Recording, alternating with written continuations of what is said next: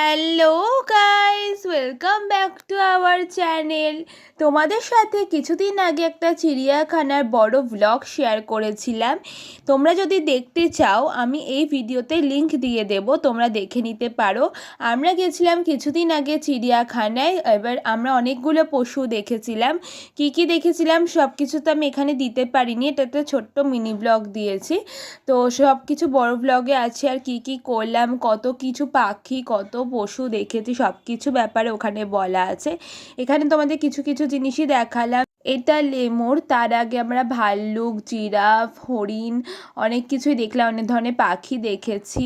তো হরিণের নানা রকমের জাতের হরিণ দেখেছি, আমরা যেটা জানি সেটা তো ছিলই, তার সাথে আরও নানা রকমের ছিল। তার আগে তোমরা শিম্পাঞ্জি দেখলে, জিরাফ দেখলে, জেব্রা দেখলে।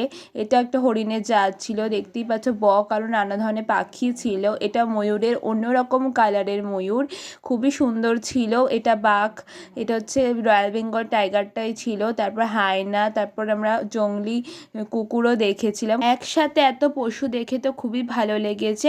Thanks for watching.